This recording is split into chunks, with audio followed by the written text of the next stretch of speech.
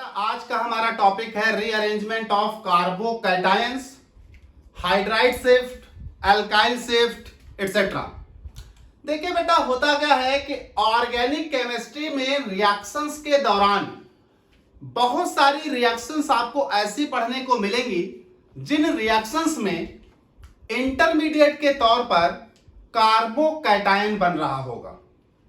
और कार्बोकैटायन की ये खास प्रॉपर्टी होती है कि कार्बोकैटायन अगर लेस स्टेबल है तो वो अपने आप को मोर स्टेबल स्टेट में ले जा सकता है, और अपने आप को वो मोर स्टेबल स्टेट में जब ले जाता है तो वो करता है रीअरेंजमेंट। और ऑर्गेनिक केमिस्ट्री में जहां जहां भी ये रीअरेंजमेंट होंगे हर उस जगह अनएक्सपेक्टेड प्रोडक्ट बनते हैं। यही वजह है कि बहुत सारी रिएक्शंस, बल्कि आप ऑलमोस्ट रिएक्शंस में देखते हैं कि आप जो प्रोडक्ट सोच रहे थे वो प्रोडक्ट नहीं बनता, बल्कि प्रोडक्ट कुछ और बनने लगता है। आप ध्यान इसलिए नहीं दे पाते क्योंकि आप उनके कार्बोकैटायंस को ध्यान नहीं देते।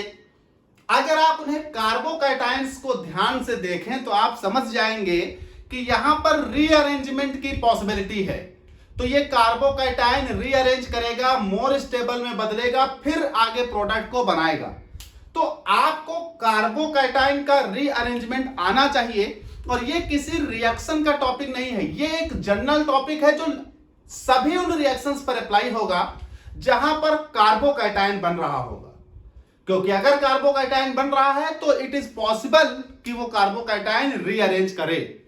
तो आपको रीअरेंजमेंट ऑफ कार्बोकैटायन यानी हाइड्राइड शिफ्ट या मिथाइल शिफ्ट आनी ही चाहिए। केमिकल रिएक्शंस को जब आप पढ़ेंगे तो यहां पर आपको बहुत जगह ये केस अप्लाई करना पड़ेगा। अच्छा, तो अगर हम कार्बोकैटायन के रीअरेंजमेंट की बात करें तो उससे पहले हम आपको एक बात याद दिला दें कि कार्बोकैटायन की जो स्टेबिलिटी का ऑर्डर होता है, उनकी स्टेबिलिटी का ऑर्डर होता है, कार्बोकैटायंस की स्टेबिलिटी का ऑर्डर होता है, प्राइमरी से ज्यादा स्टेबल होता है सेकेंडरी कार्बोकैटायन, सेकेंडरी से ज्यादा स्टेबल होता है टर्सरी कार्बोकैटायन। तो याद रखिएगा कि प्राइमरी कार्बोकैटायन से ज्यादा स्टेबल सेकेंडरी कार्बोकैटायन और सेकेंडरी कार्बोकैटायन से ज्यादा स्टेबल टर्सरी कार्बोकैटायन होता है। और ये स्टेबिलिटी का ऑर्डर आपको मैंने इंडक्टिव इफेक्ट के दौरान, रेजोनेंस इफेक्ट के दौरान, हाइपर कॉन्जुगेशन के दौरान पढ़ाया है। तो वहां आपको मालूम है कि इनकी स्टेबिलिटी इस ऑर्डर में क्यों होती है। ठीक है भाई। दूसरी बात और समझिएगा कि जब कोई कार्बोकैटायन बनेगा तो वो कार्बोकैटायन लेस स्टेबल स्टेट से मोर स्टेबल स्टेट की तरफ कन्वर्ट होगा। कभी भी कोई कार्बोकैटायन मोर स्टेबल से लेस स्टेबल की तरफ नहीं आएगा। यानी रीअरेंजमेंट सिर्फ तभी होगा जब स्टेबिलिटी बढ़ेगी। यानी जो रीअरेंजमेंट का ऑर्डर है वो रीअरेंजमेंट का ऑर्डर इस तरह से हो सकता है, प्राइमरी कार्बोकैटायन सेकेंडरी में बदल सकता है, सेकेंडरी कार्बोकैटायन टर्सरी में बदल सकता है, या प्राइमरी कार्बोकैटायन टर्सरी में बदल सकता है। यानी अगर प्राइमरी कार्बोकैटायन को यह ऑप्शन दिया जाए कि वो सेकेंडरी बने तो वो बनेगा, अगर सेकेंडरी कार्बोकैटायन को ऑप्शन दिया जाए कि वो टर्सरी बने तो वो बन जाएगा, प्राइमरी कार्बोकैटायन को ऑप्शन दिया जाए कि वो टर्सरी बने तो वो बन जाएगा। इनका जो रिवर्स ऑर्डर है वो पॉसिबल नहीं है। यानी less stable carbocation more stable carbocation में बदलेगा। इस बात को आप याद रखिएगा, लेस स्टेबल कार्बोकैटायन हमेशा मोर स्टेबल कार्बोकैटायन में रीअरेंज होगा। मोर स्टेबल कार्बोकैटायन में रीअरेंज करेगा, कभी भी more stable carbocation less stable की तरफ रीअरेंज नहीं करेगा।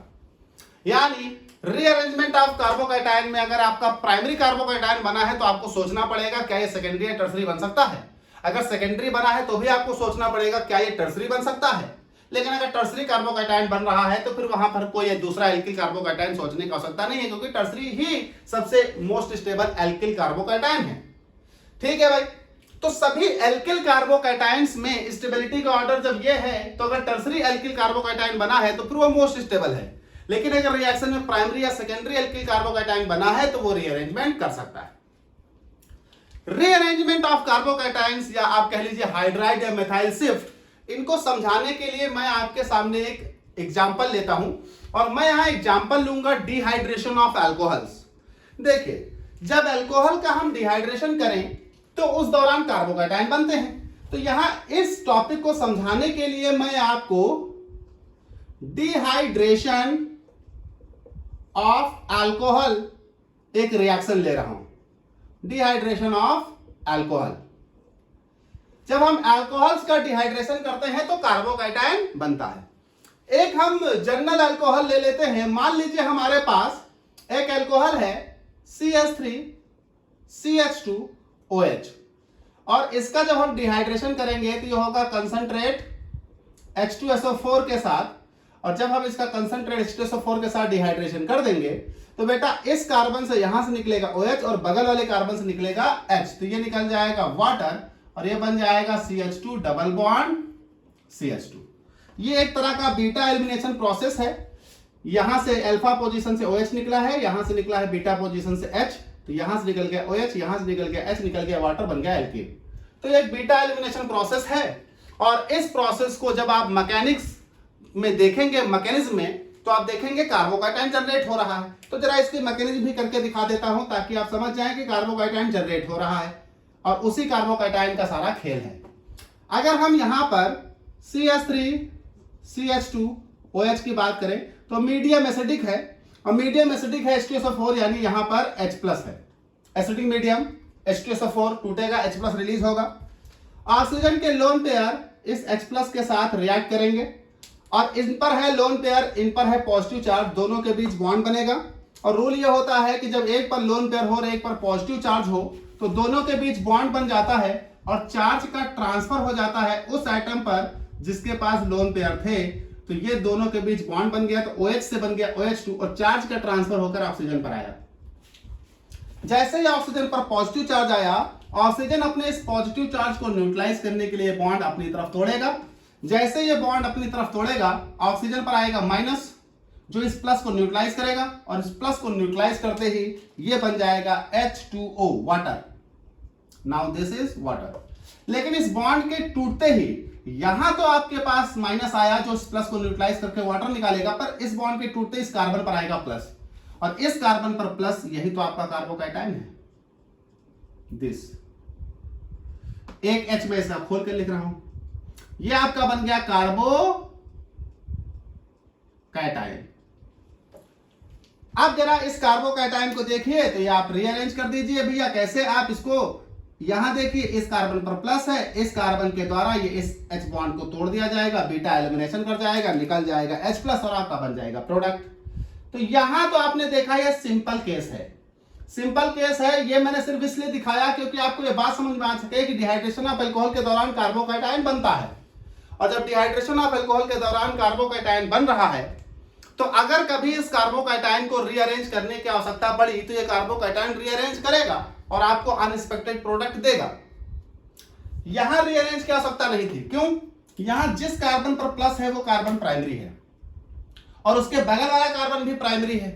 तो एक प्राइमरी में नहीं बदलेगा, एक प्राइमरी एक सेकेंडरी में बदल सकता है, लेकिन प्राइमरी स्टेबिलिटी नहीं बढ़ेगी, बदलने की आवश्यकता नहीं।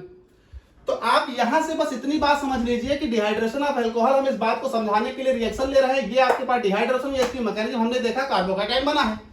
अब हम डिहाइड्रेशन ऑफ अल्कोहल में ही कुछ ऐसे रिएक्शंस लेते हैं जिसमें आपको समझ में आएगा कि शिफ्टिंग कैसे हो रही है और कब होगी। जैसे यहां पर मैं अब दूसरा केस लेता हूं, मैं ले लेता हूं, मान लीजिए CH3 CH2 CH2 CH2OH। ये भी एक डिहाइड्रेशन ऑफ अल्कोहल है। देखिए इसी मैकेनिज्म के द्वारा होगा, डिहाइड्रेशन ऑफ अल्कोहल हो गया, ये अल्कोहल H+, सेम मैकेनिज्म को फॉलो करेंगे। तो करिए भाई, ये मेरे पास हुआ लोन पेयर इस पर अटैक कराया, तो जैसे लोन पेयर हमने इस पर अटैक कराया था, ये केस आया था, यहां भी वही केस आएगा। तो यहां पर आना चाहिए CH3 single bond CH2 single bond CH2 single bond CH2 और ये हो गया OH2 और इस पर आया प्लस। अब जैसे देखिए प्लस आया यहां पर, वहां पर भी बॉन्ड तोड़िए, वाटर लॉस हो, कार्बोकैटायन बने। तो चलिए बॉन्ड तोड़ते हैं, बॉन्ड तोड़ा, वाटर लॉस हुआ, कार्बोकैटायन बना।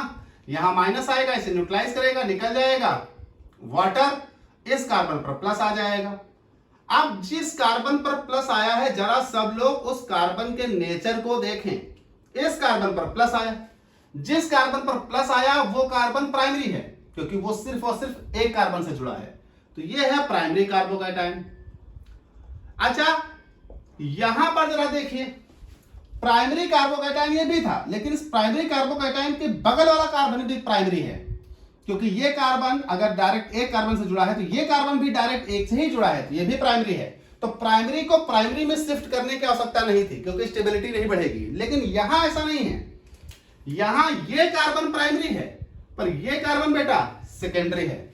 अब देखिए ये है प्राइमरी कार्बन क्योंकि ये कार्बन डायरेक्ट एक कार्बन से जुड़ा है, लेकिन ये कार्बन है सेकेंडरी क्योंकि ये कार्बन डायरेक्ट दो से जुड़ा है, एक इधर और एक इधर, तो ये सेकेंडरी। अब आपको मालूम है कि प्राइमरी कार्बोकैटायन सेकेंडरी कार्बोकैटायन में बदलेगा, क्यों? क्योंकि इसके बदलते ही स्टेबिलिटी बढ़ जाएगी, यानी यहां पर रीअरेंजमेंट होगा। और यही आपकी बात समझनी थी, रीअरेंजमेंट होगा। अब रीअरेंजमेंट के दौरान क्या हो सकता है sir? Hydride shift, alkyl shift, phenyl shift, कुछ भी हो सकता है। लेकिन याद रखिएगा सबसे पहले हाइड्राइड शिफ्ट ही होता है।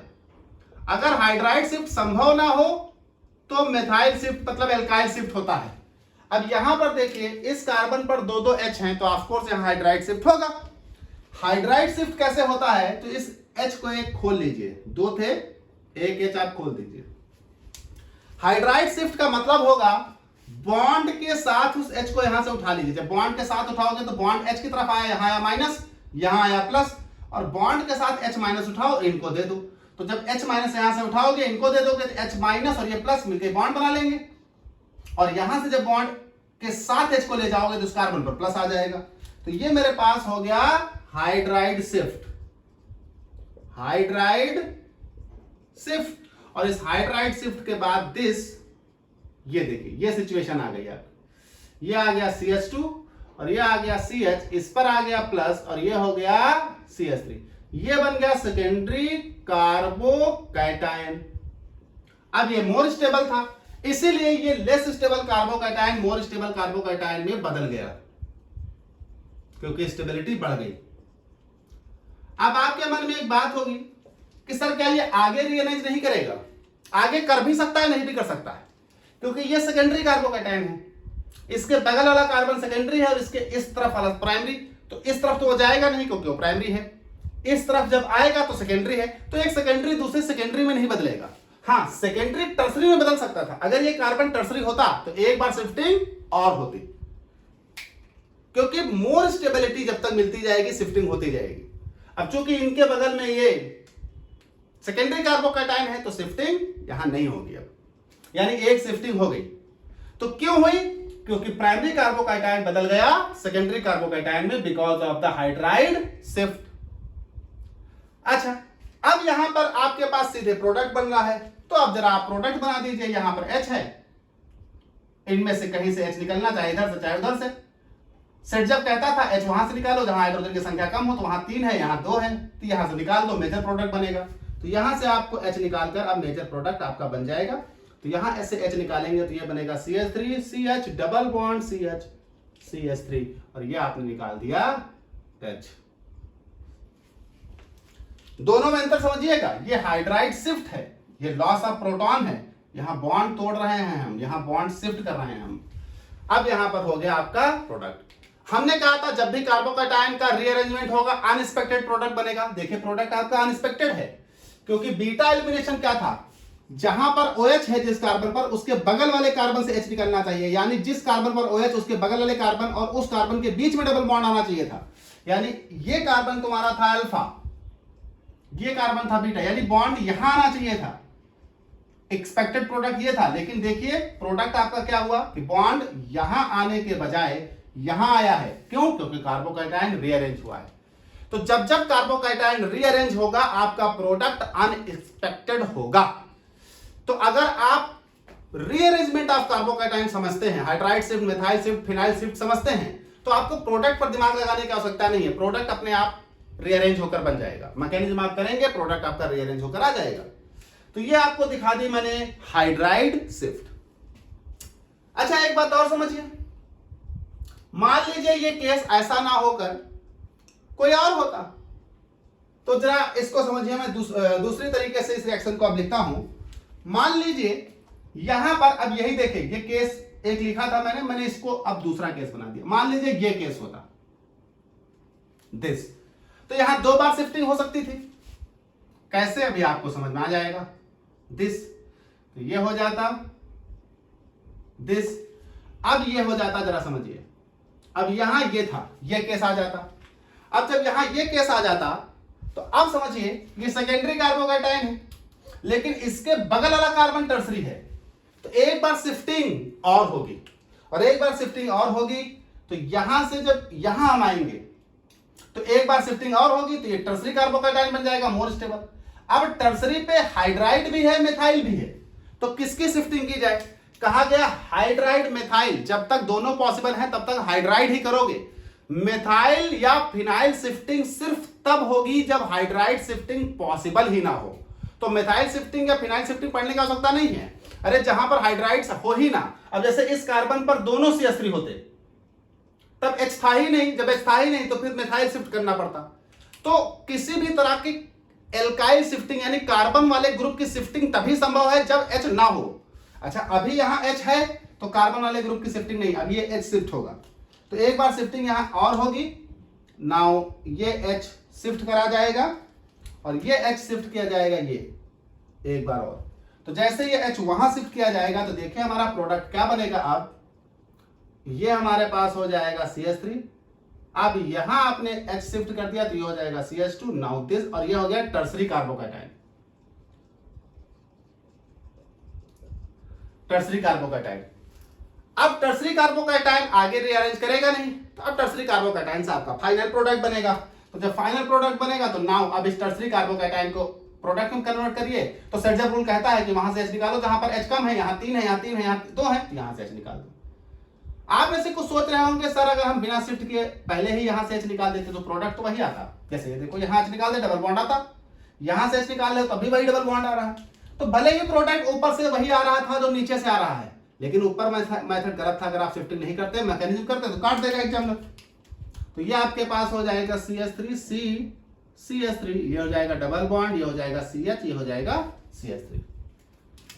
तो अब टर्सरी कार्बोकैटायन से ये, क्योंकि ये मोर स्टेबल थे इनसे और इनसे ज्यादा मोर स्टेबल ये और हो गए इनसे अपेक्षा, तो ये यहां से हटा देता हूं मैं। तो लेस स्टेबल कन्वर्ट हो गया मोर स्टेबल टर्सरी कार्बोकैटायन। अच्छा, यही अब आप मिथाइल शिफ्टिंग समझ लीजिए। मान लीजिए इस सिचुएशन में 2 CH3 ही होते, तो जब इस सिचुएशन में 2 CH3 होते तो जरा समझिए, ये आपके पास सिचुएशन बनती, तो आपके पास ये सिचुएशन बनती। तो जब ये सिचुएशन बनती देन आपके पास बेटा कोई ऑप्शन ही नहीं था। पहली बार आपने ये बॉन्ड तोड़ा, ये प्राइमरी कार्बोकैटायन बना, तो सेकेंडरी को बनाने के लिए आपने हाइड्राइड शिफ्ट की, लेकिन सेकेंडरी बन गया कार्बोकैटायन। अब ये आपका कार्बोकैटायन बन गया सेकेंडरी कार्बोकैटायन, लेकिन आप देख रहे हो कि सेकेंडरी के बगल में यहां पर ऐसा कार्बन है जिससे शिफ्टिंग करते हैं तो टर्सरी कार्बोकैटायन बन जाएगा। तो यहां पर आप शिफ्टिंग करोगे तो यहां शिफ्टिंग करने के लिए H है ही नहीं इस कार्बन के पास, तो आपकी सिर्फ और सिर्फ मिथाइल शिफ्ट होगी। नाउ दिस, अब यहां आपकी मिथाइल शिफ्ट हो जाएगी। तो जब ये CH3 यहां गया, दिस, ये शिफ्ट होकर CH3 यहां गया, ये, तो ये देखिए ये केस आ गया।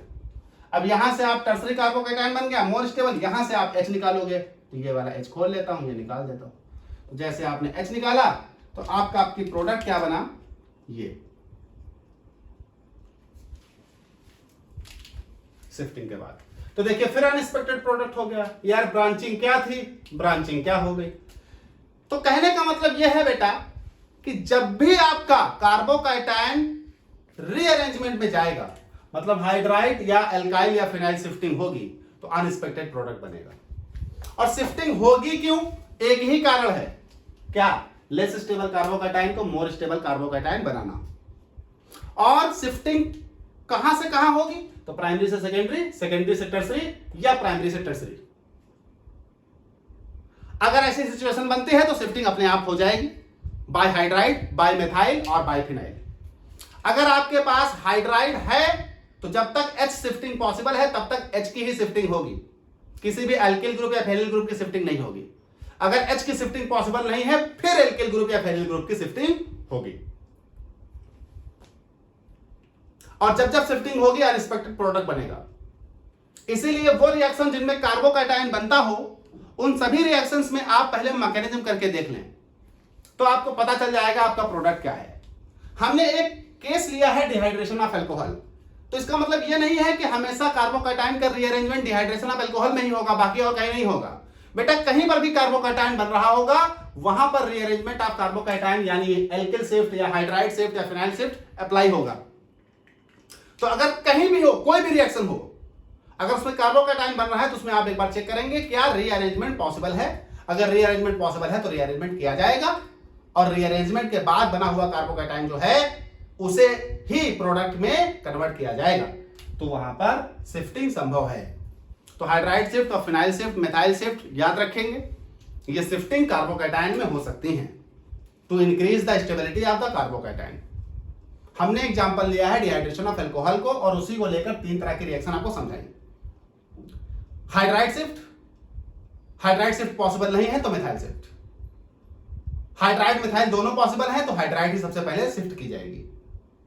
शिफ्टिंग एक बार भी हो सकती है, 2 बार भी हो सकती है, डिपेंड करता है केस क्या है, डिपेंड करता है कितनी बार स्टेबिलिटी बढ़ रही है। ठीक है भाई, तो ये आपका हो गया रीअरेंजमेंट ऑफ कार्बोकैटायन।